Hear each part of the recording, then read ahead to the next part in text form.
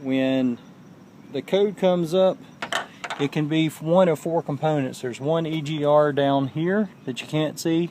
There's this EGR valve, which I had replaced, which probably didn't need to be replaced, that a mechanic told me is usually the problem. But you can actually clean these with carburetor cleaner and actually physically clean them with like a screwdriver and put that back.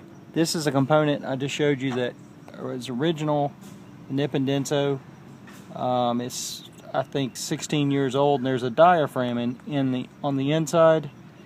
There's another video you can watch where a guy cuts it open and shows you the diaphragm. And what I'm thinking, especially since it's black, is this one's tore. His was 15 years old, mine's 16. So I took it to the shop to have it repaired. They ended up telling me the water pump was worn out. So I ended up getting all the belts replaced, as well as this component. It ended up costing a total of $550. So this is what I've replaced. It took about 6 minutes. There's one hose on the bottom. I pulled this one first, then these two, then the bottom one, and it just clips in there. You just push these back and it fits. I'm hoping that's what the problem was.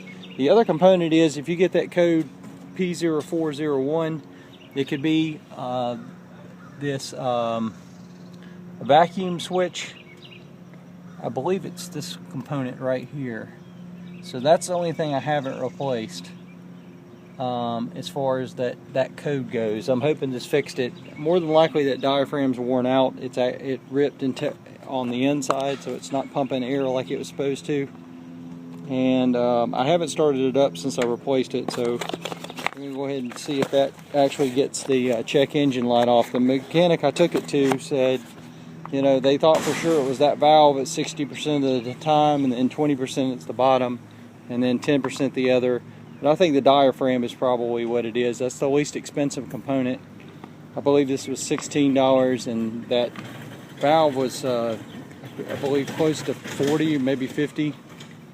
And then I think the bottom one is 17, and then I think the switch is 23. The switch is going to be the next thing I need to replace if this doesn't take care of it. But we're going to go ahead and start it up and see if that actually fixed the problem. I haven't started it since I put it on here, so wish me luck. The mechanic said that they actually test drove it for 12 miles, which I think is too far. After they replaced the last component and the check engine light was off, I ended up pulling all the fuses, and it went off, and then it came back on. Maybe it's either 2 minutes or 2 miles later.